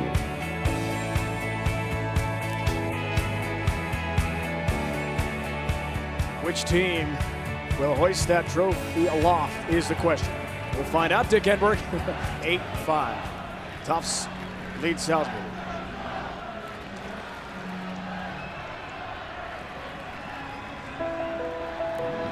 This year, the Salisbury women's lacrosse program won its first ever national championship, and that is Kelly Berkman, the daughter of Salisbury men's head coach Jim Berkman, who started her career playing attack for Mount St. Mary's, had a serious leg injury, transferred eventually to Salisbury, and it's back up going. Watch this last week. As seen on the CBS College Sports Network, Salisbury 21-1 this year, never led until the 7th and final goal of the game, scored by Eileen McLaughlin on a feed from Beth Rohde. Jim Berkman pretty happy to see Kelly win a national championship, and Kelly is joined now by our Matt McConnell. All right, thanks a lot, Dave. I do have Kelly Berkman. She's got her cheering section in behind her, the entire women's team from Salisbury. Kelly, congratulations on the national championship last week. Take us back to that moment. Well, as you said, special doesn't even begin to describe, what I felt. I grew up under the bleachers at Salisbury, and I always wondered what my dad felt. but until you actually experience, you have no idea. And I just hope he gets to experience that today. Kelly, you are a tremendous story on the field and off. You suffer from compartment's disease. At one point in your career, you were attacked, but now you've had to go to goalkeeper. Your dad evidently had a big influence on that move, did he not? And you were a little hesitant at first. Actually, it was his idea every day until I actually put the gloves on. He said, you know what, you got quick hands, why don't you try it? And he got me the stick, he got me the gear, and I just tried it out one day. Well, Kelly, enjoy the Saturday Division III. Good luck to you and your family, and go back to your cheering section. You got your whole team back there cheering your name. All right, thank you very much.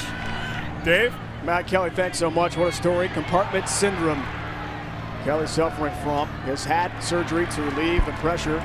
Basically, the muscle gets too big for what you have there in your leg. And she had to leave Mount St. Mary's where she played attack.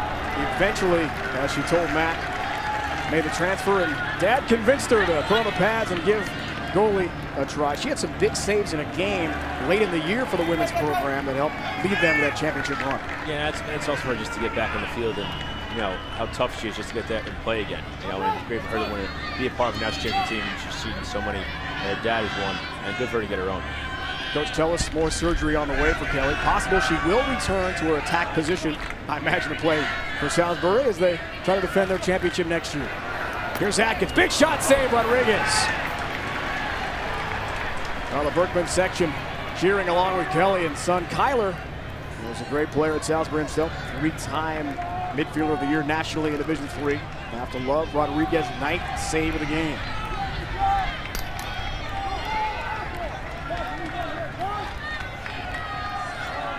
Finn brings it in, clear, complete. Here's Canoni.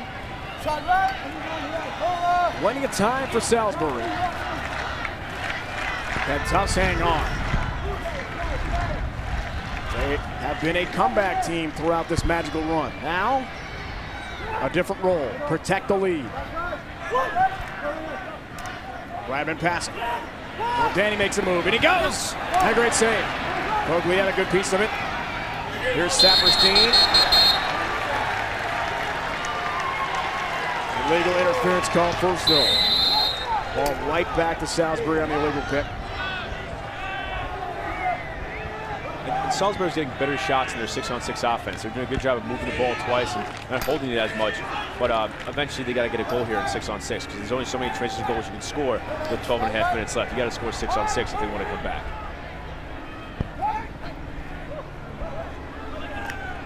Danny shovels out for Bradman. Left-hand cradle. Closely by Necessa. Shorty, defensive midfielder, 2 goals early for Tufts. He's had a huge role in this one. Can they hang on is a question. And it just looks like Bradman's very tentative to dodge. And he had Shorty had a great matchup right there on the wing, and he passed it off instead of pick and got the pullback on him instead of going to the goal. I mean, as D3 mid of the year, you think you'd like that matchup and want to take advantage of it. Here he is. Trying to release that big right-hand shot. Can't do it. And a patient offensive possession here. Canoni trying to get loose. Passing instead. No one near that ball. It is hot. It is humid. Sometimes the mesh in your stick will change with the conditions. No one close to that pass. Yeah, Canoni does a good job here of getting upfield, and his hands are free, but he's fading away from his target. See, he's running upfield, and he's trying to throw it across his body on the same plane. And it's just not a very successful way to do things. If you want to throw a pass like that, you got to be moving towards your target and throw it more overhand than anything else to be more accurate. 20th turnover of the day for the Seagulls. For all the latest news, stats, polls, and more, visit NCAA.com. NCAA.com, the official online home for all 88 NCAA championships. Saperstein across the line himself. With a 6-foot pole, he'll carry in. Time to know to shoot. This time, pushed. Hessler had a loose change and somehow missed the target. He is the player you want with a ball in his stick in the 4th quarter, playing for a championship. And the Jumbos, named after Jumbo the Elephant, as in P.T. Barnum and Bailey Circus. He's a big benefactor of the school in the 19th century. The shot is ripped over the cage by McCormick. Jumbo the Elephant known as one of the largest in the world at the time. It was a major attraction until its untimely death on train tracks in Ontario, Canada. Jumbo was then stuffed and put in a museum that was paid for by P.T. Barnum on the Tufts campus. Quick stick down in front, Atkins! Jumbo's gonna love that one. Big tally for Tufts.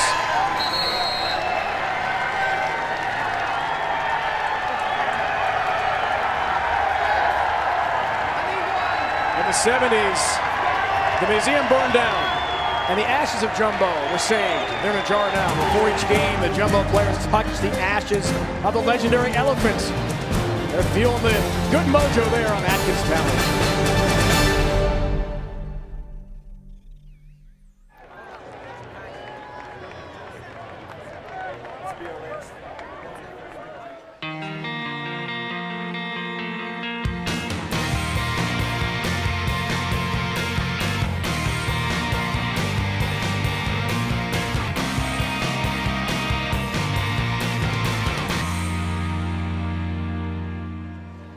Two teams, one dream, that trophy. Under 11 minutes of playing time, we will see which team celebrates with a victory lap around M&T Bank Stadium here in Baltimore. Will it be Tufts for the first time ever, or Salisbury again? And when it comes to the national championship game and big games like this, it's about the little things. It's about clearing the ball, taking care of the ball, possessing it. And what happened today is that it's been turnovers in the name of the game for both teams. These runs started is because of turnovers from both teams, and Salisbury went on the run there by creating some turnovers, but in the fourth quarter here they turned it over and it led to a goal by Tufts. So taking care of the ball here is going to be at a premium as the fourth quarter goes on. There's only 10 minutes left. You really got to value every possession. Let's go! Let's go! 4-goal run ended by the last two Tufts tallies. Hot day, new turf here in Baltimore. Big face-off. Get the ball up. Get the ball up. Rhodes. Brown had it. Brown. The black mesh has it. Tufts has possession. Rick Rhodes went to the Landon School in the Baltimore, D.C. area. Lots of family and friends here. Been big of a face-off X. Let's go back down to Matt. Hey, Dave, I was just in the huddle with Tufts head coach Mike Daly, and he was telling us guys, shoot the ball and rush the ball. It's 9-5. They're pretty close to the national championship, but he doesn't want his team to take the foot off the gas pedal, so he's imploring them to continue to shoot as much as possible. That's always a debate. What do you do when you're up 9-5 in the national championship game? Do you play like you played all game, or do you try to sit on the ball and take some air out of it? I'm glad Coach Daly's telling the guys to shoot and continue the way they're playing, because that's what I want as a player. I want to continue to do what we've done the whole game that got us here. So good for them in that idea right there. The goal. Good shot stopped by Rodriguez.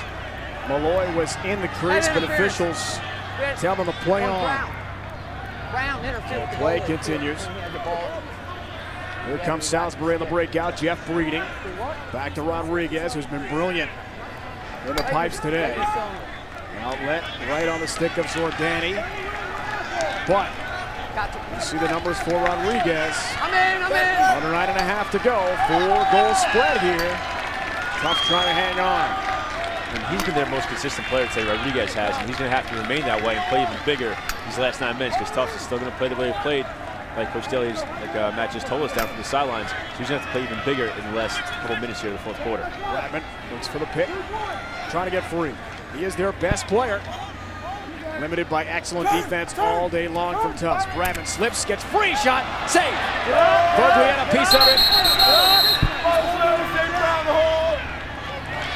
Holding call against Tufts after the shot. Salisbury has it.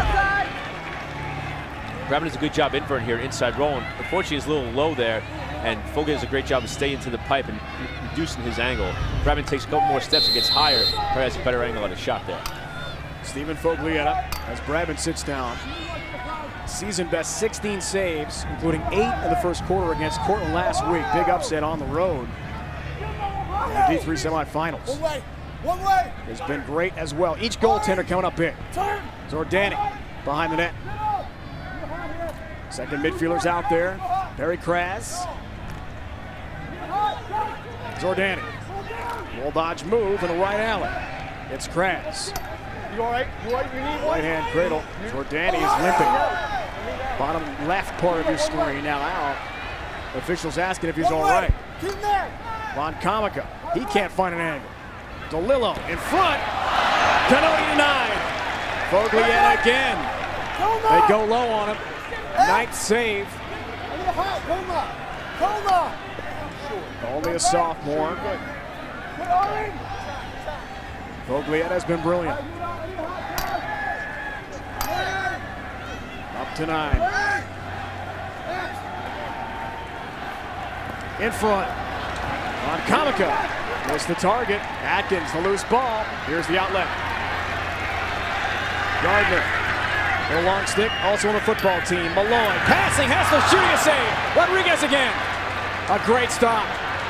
From 10 yards out, another big save for Salisbury, keeping them in this game as time winds down in the fourth quarter. And a really big save right there, but if you're Hessler, you don't want to fade towards the end line when you're shooting that. His body was fading away from the cage, and ends up shooting it stick side high. He wants to move to the ball, move to Malloy right there, the point guard in the attack, and catch it in front of the cage with better angles so you can shoot it to the far pipe and not stick side high. Jordani, goal line extended. DeLillo works off for Neves. He's free for a moment, will not take the shot. Ball movement, Salisbury. Kratz. Shot goes high. Easy save. Foglietta saw it, tracked it into the goal stick. But it's outlet broken up. Canoni, good play. Ball loose. Who's going to find it around ball? Middle Doctor lost it. Winter had it, then throws it away. Tufts has it. Right back. And that was a great display of 6-on-6 defense by Tufts. They had two long possessions on defense. They did a great job of sliding and recovering. They slid to the ball. They filled back in. You can see they haven't had a goal in the last 20 minutes here because Tufts is doing such a good job, 6-on-6 defense, not giving them shots that are high percentage and shots that Foglietta can save from 10 yards out. Second half has been very low scoring. It was 7-4 at the break in favor of Tufts. DeLillo scored just 3 minutes into the second half. That made it 7-5. Two straight by the Jumbos, and here they come on a clear try. Risky move right there by Salisbury, put a 10-man ride on, which means basically they bring the goalie out of the cage. Whitgo missed the mark. Back up is Salisbury, closest to the ball on the end line. That's how it works in lacrosse. Here comes a quick seagull outlet. Kevin Finn. Great job by Salisbury forcing tempo. They forced Tufts to clear the ball, 10-man ride, and take a shot, and they're 10 yards out. Now they get the ball back. So it's causing a turnover without actually causing a turnover. They're pushing the tempo of the game to get the ball back on offense. Von Kahn, right hand cradle, right out. One shoots and a save. Foglietta again with no backup there. Not the best of shots. Outlet, big hit. Bradman on the right. Helps create the turnover. Quick shot. Politis with a big rip. And that's off cage as well. He jumped in on the play and just missed the target. Bidding for his second goal. Backed up by Salisbury. They quickly re-trigger here. And a 4-goal hole. And it seems like every time Salisbury takes a shot, they're hit. They're getting hit. The Tufts is playing very physical on defense, making these Salisbury guys think twice before they shoot. Winner on the shovel try, sent it just wide to beat Stevenson last week. Very similar low goal on the angle by Mike Winner. On the fly. 17 shots and a half and 1 goal for Salisbury. Nearly a highlight reel tally there for Mike Winter. They'll take any goal right now. We're across the line. Acrobatic play and keep it in the box. One catch. Hessler makes an equally impressive play as he and Malloy stretch out to keep the possession alive. Not easily done. And this is where the Tufts mental toughness will come into play. Decision making when you're tired. There's 4 minutes left, 4.5 minutes left in the national championship game. What kind of decisions are you going to make when you're gassed and you're out of energy and there's nothing left in the tank? Whitgo. Timeout call by the Jumbos. Mike Daly, who played football and baseball, but not lacrosse at Tufts. 4.5 minutes away from the school's first ever national championship in any sport. Will it make history? We'll find out. A boat docked in nearby Baltimore Harbor. If you weren't here watching college lacrosse, which would be our first choice? Second would be a great boat ride out to the Chesapeake. Why not? Tufts, great ride so far. And their dream season here at the national championship game. They got a 19-1 record. That is a school mark. Previous was 13. New England Small School Athletic Conference champions. First time ever in school history. Player of the year in the conference, DJ Hassler. Record-setting assist man. And for the first time ever, trying for national championship. One key reason, Foglietta in the nets. Matt Danowski, 13 saves today. And I think he's had 4 in the last 2 minutes. And Salisbury's going to put the pressure on now. The last 4.5 minutes left to go in the fourth quarter, and he's got to remain to play big. He's doing a great job of staying high. He's not moving a lot. He's not crouching. He's staying high. He's facing those shots, and he's got 13 saves, and that's huge for Tufts playing grid 6-on-6 defense. And now nearly 4 NCAA tournament games. Foglietta, 53 saves, only 31 goals allowed. He has been fabulous and a huge part of this championship run for the Jumbos. Only team in the country nicknamed the Jumbos. Alabama's Crimson Tide mascot, of course, is the elephant, not their nickname. So Tufts is quite unique. Only Jumbos, maybe their only national title. Hey, we'll get ready. We'll get ready. Just over 4 to go. Here's Hessler. Holding, right hand, cradle shot. That was blocked. Rodriguez chases along with Atkins. Jamie closest to it. And Tufts keeps the ball here with under 4 left in regulation. And it looks like someone else is going to have to carry the ball right here for Tufts. Looks like Hessler has his hand on his hip. She looks pretty tired. So I would, if I was them, I'd find a short stick behind the cage, try to kill the ball down there until a stall call is on.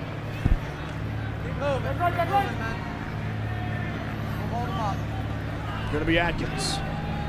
Looks for the pick. In Whitgo. Crisscross momentarily. Matt Whitgo. Spin move. Thinking about a shot. He'll use more clock instead. They just took a shot. Malloy off cage with a big right-handed blast. It's really not a bad shot if you're a Tufts fan, because what it does is it delays that stall call. You don't give Rodriguez a chance to save it, but you do get a shot off. You miss it high, you back it up, and it just delays that stall call just a little longer. So even though he missed it, not a bad shot. Hassler shoots. And stick got deflected. Ball is headed out to the far corner. Picked up Salisbury in the corner. Here's push. Push, it's going up. It'll be against Tufts. Chance here for the Seagulls to clear. I don't care if they're shooting. Big defensive stuff. It's a rule. It's Rodriguez, long outlet, right on the stick of Police. Beautiful pass in the box. Police has one already. About shot, he scores! Oh, well, Police, big goal for Salisbury to keep their hopes alive here. Go over to take a shot. You don't like it.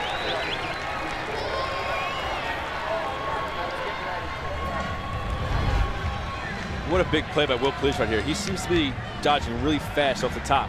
And he seems to be wanting the ball on his stick. And throughout this entire game, he had a big goal before. He does a great job of getting to his right hand and putting that shot off stick low to the far pipe right there. That seems to be the spot to go on Foglietta. He gobbles everything up that stick side, but to his off stick side, it seems like where Salisbury's found success today. Only the Seagulls' second goal of this second half. Politis was a first-line midfielder in high school at Loyola Blakefield here in Baltimore. One of the all-time great high school programs. And that great foundation of offensive skill has helped him as a D-midi, and we've seen plenty of offense from him with 2 tallies today. Thank you, that's good. Thank you. Timeout, White. Timeout call by the Seagulls.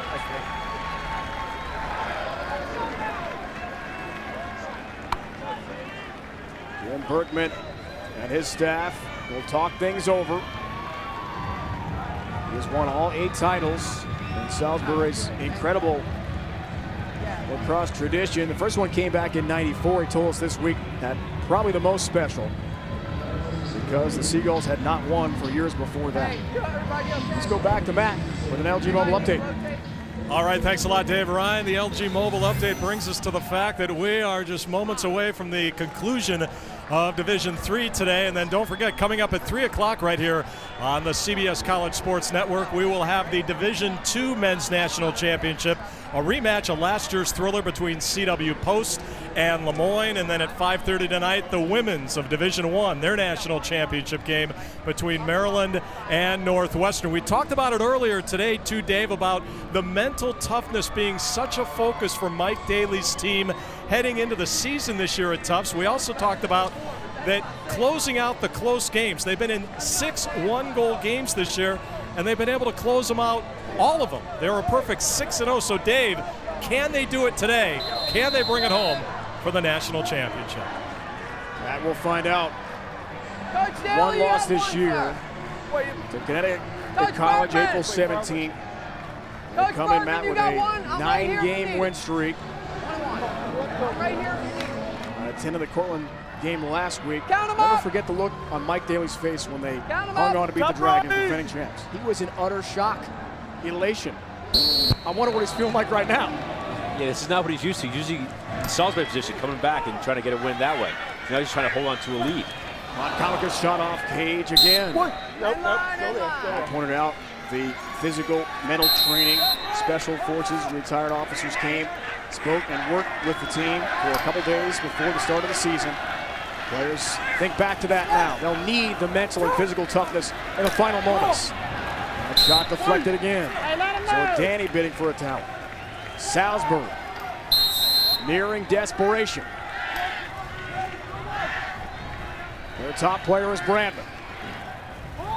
In the box, but lost it. Great defense, Tufts again. Alec Bialowski. Long stick defensive midi. Shovels it ahead. Rodriguez out of the cage. That's empty. But DeCessa wisely hands on to it. Under 2 minutes. You hear the officials, the stall warning. If it's out of the box, they'll lose it. Here's DeCessa with the net empty, won't pull the trigger. Instead, Tufts will milk some clock here. Here's Mike Drosch. DeCessa, and that's empty. He won't attack though. Now, most people probably wonder why he's not shooting on an open cage, but each coach has their own philosophy. I know at Duke, if we were up by 3 or 4, we wouldn't shoot an open cage because there's really just no point to it. You throw it out. Up by 1 or 2, we still wouldn't shoot. Some guys think, depends on how good your face-off guy is. So I don't think Tufts needs to take a shot in an open cage right now. We look pretty good just holding it and throwing it behind the goal. At the last second, what an effort by DeCessa. Tiptoeing the line, calls timeout successfully with a minute 17 left standing between Tufts and school history. One key reason has been the play of the only senior who's got a key offensive role for Mike Daly's team, Jamie Atkins, out of Concord, Massachusetts. And it's only fitting that a senior steps up and plays great in a big game like this. And he's done a number of different ways. He's finished 2 great feeds. That seemed to be over his head. He was able to extend, catch it, shoot it in one motion. And he got his first one on his own, getting the 5-5. Really fundamental play right there. So good to see a senior stepping up in a big game when it matters the most. 3 goals on 5 shots for Jamie Atkins. Has the hat trick. 88th season of college, 80th season, of college lacrosse. And they have never won a national championship. That quite possibly could change here in the next minute 17. 3-goal lead, perhaps more importantly, Matt, the ball. Stall warning is in effect. If they can play keep away, they get the trophy. Yeah, so now we'll see what Coach Daly comes up with here. The ball's down in the back left corner of the field. You know Salisbury's going to double it probably with the 2 best poles. I would guess it'd be Tokash and maybe Bergasser on the ball right now. And what I would do is I would take whoever's guarding the goalie and put him on goal line extended and throw the ball out there and try to make a run for it. Even though Rodriguez is a really good athlete, one-on-one ground balls is not what he practices every single day. You know, he's a goalie, he's practicing making stops. So try to take advantage of whoever's guarding the goalie and put him behind the goal to get the ball.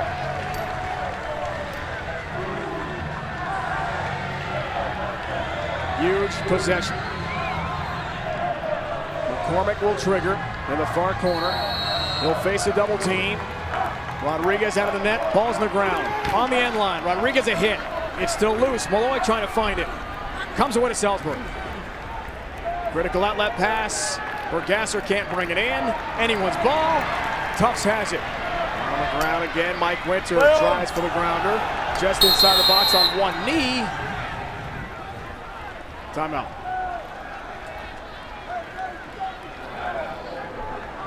"55 seconds left. Yes, sir. Hold on.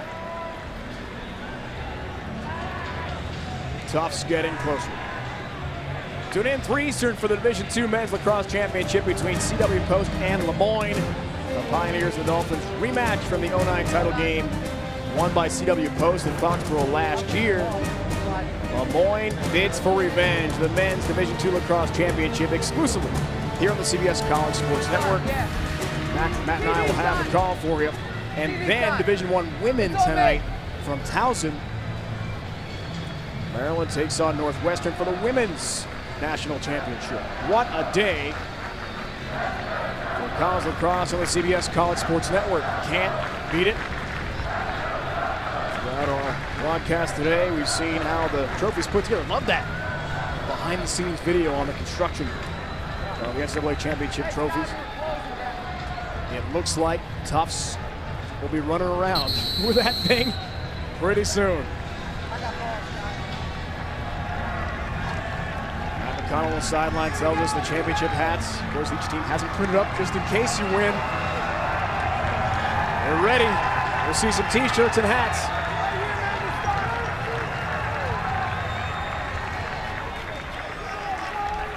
Jim Berkman hopes for a miraculous comeback. See Salisbury with Sam Bradman up top. Looks like he's going to be the guy who initiates the play right here. I wouldn't be surprised if they go set a pick on the crease to get a little mumble action to try to get somebody's hands free for a Ruben time shot. 50 seconds left, Bradman.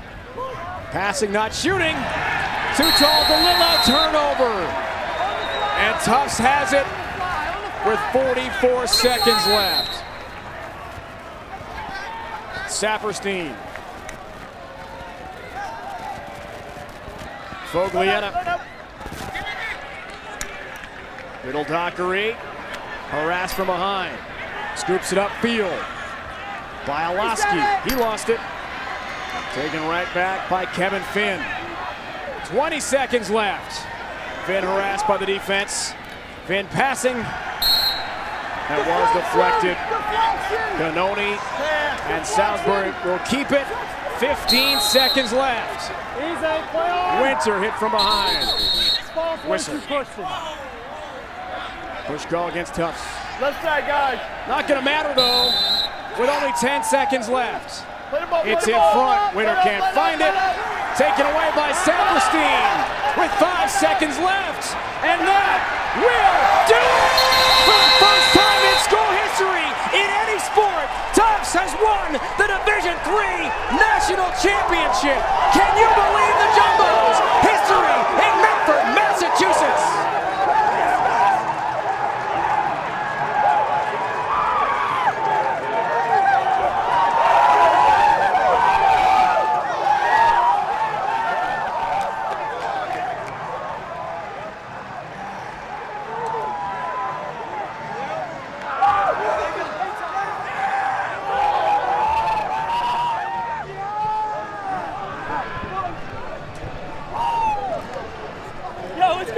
Let's go. Hey, let's go, boys. Steve, you hold that. You two, Steve, take that.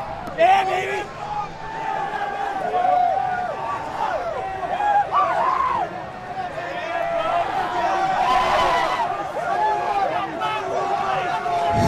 Let's take a look at today's play of the game, brought to you by Champion. Hessler feeding, Atkins finishing, a major theme in the Jumbo Championship run. Yeah, those 2 days were said very often today with Hessler. Did a great job of feeding the crease, and Atkins did a great job of finishing in there. And it's good for the senior step up and the SCAC Player of the Year to really step up behind the cage. More to come from M&T Bank Stadium in Baltimore. There's Stephen Foglietta, sophomore goalie, 13 saves, a major reason Tufts is the champion.